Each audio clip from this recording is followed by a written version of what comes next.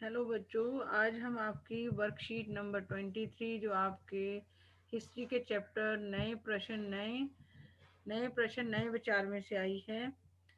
ये आपका हिस्ट्री का 7वां चैप्टर है। पहले हमने इसी चैप्टर के बौद्ध धर्म के बारे में पढ़ा था। फिर हमने जिसका बौद्ध धर्म वो जिसमें गौतम बुद्धा ने जिसका वो रखा था संस्थापित। फिर हमने जैन धर्म के बारे में पढ़ा था।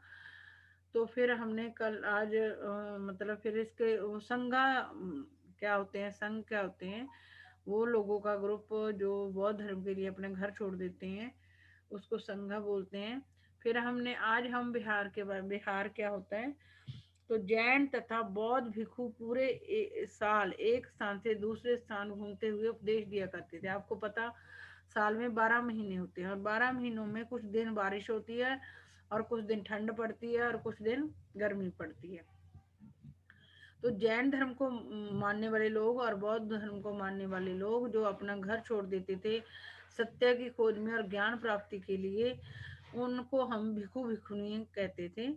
तो वो पूरा साल, तो जिन दिनों में बारिश नहीं होती थी, तो एक जगह से दूसरी जगह जाके लोगों को उपदेश देते थे अपने अपने धर्म का। जैन धर्म वाले अपने धर्म का और बौद्ध धर्म वाले अपने धर्म का। लेकिन जब बारिश की ऋतु शुरू हो जाती थी, बारिश होने लगती थी, तो उनके लिए एक जगह से दूसरी जगह जाना, जाकर उपदेश देना कठिन हो जाता था। तो वे एक ही स्थान पर निवास करते थे। जब बारिश के दिन होते थे तो वो कहीं एक जगह ही रुक जाते थे, कहीं एक जगह से दूसरी जगह नहीं जाते थे। शुरू में ये अस्थायी निवास हुआ करते थे। बारिश के दिनों में जहाँ पर वो रुकते थे वो उनके परमानेंट रहने के स्थान नहीं थे। लेकिन धीरे धीरे भिक्षु भिक्षुणियों के लिए स्थायी निवास बन गए, जिनको हम इंग्लिश में परमानेंट स्थान कहते हैं, रहने का परमानेंट प्लेस।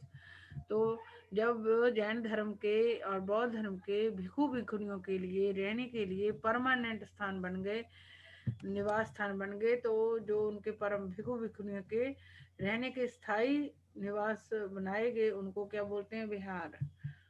बिहार।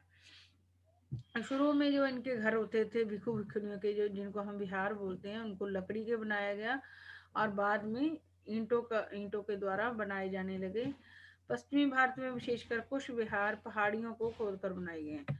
पश्चिमी भारत राजस्थान वाली साइड है, जो गुजरात राजस्थान वाली साइड है, वहां पर इनके जो विहार हैं कहीं कहीं जगह पहाड़ियों को खोदकर भी बनाए गए हैं। प्राय किसी धनी व्यापारी, राजा अथवा भूस्वामी द्वारा दान में दी गई भूमि पर बिहार का निर्माण होता था।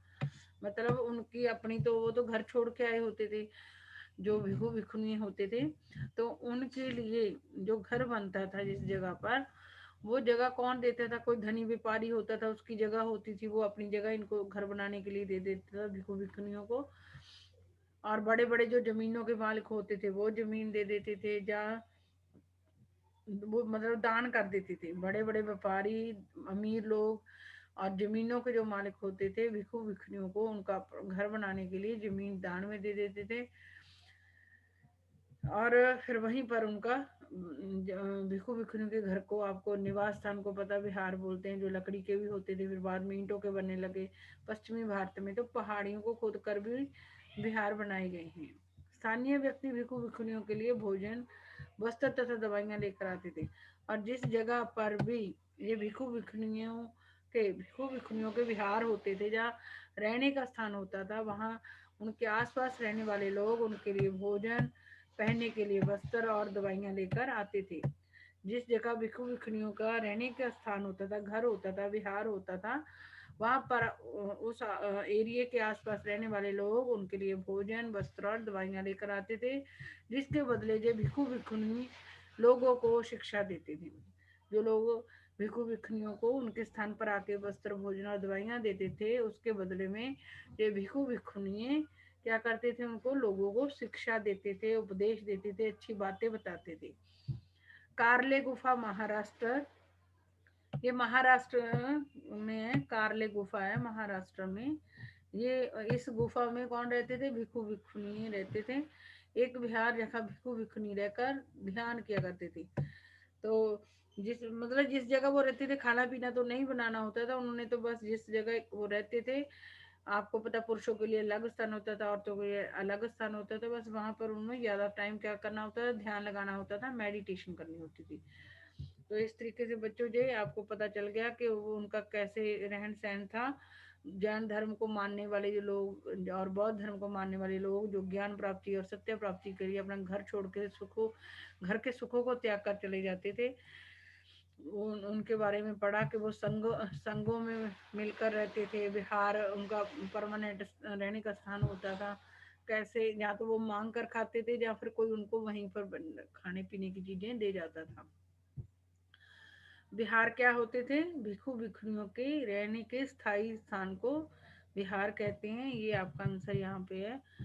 भिक्षु भिक्षुणियों के लिए स्थायी निवास बनाए गए, ऐसे भी कह सकते भिक्षु भिक्षुणियों के लिए बनाए गए, भिक्षु भिक्षुणियों के लिए बनाए गए स्थायी निवास जिन को विहार कहते हैं। विहार, विहारों का निर्माण कैसे होता था आपने पढ़ा है। शुरू शुरू में विहार किससे बनते थे? लकड़ी के बनाए जाते थे। शुरू में विहार लकड़ी के बनाए गए तथा बाद में इनके निर्माण के लिए ईंटों का प्रयोग किया गया। पश्चिमी भारत में पहाड़ को खोदकर भी बनाए जाते थे। विहारों के निर्माण में कौन सहायता करते थे? विहारों के स्थान में धनी व्यापारी, राजा, भूस्वामी द्वारा, जो भूस्वामी, राजा और धनी व्यापारी भिक्षु भिक्षुणियों को जो जमीन होती थी वो दान में देकर, जब भूमि दान में देकर उनको घर बनाने में सहायता करते थे, धन देकर भी। तो बच्चों आज की वर्कशीट इतनी थी। आप लोगों को हिंदी अच्छी तरीके से पढ़नी आती होगी और आपको ये वर्कशीट समझ आ गई होगी। बच्चों अगर आपको मेरी वीडियो अच्छी लगी तो इसको लाइक और सब्सक्राइब करना मत भूलना। और थैंक यू बच्चों।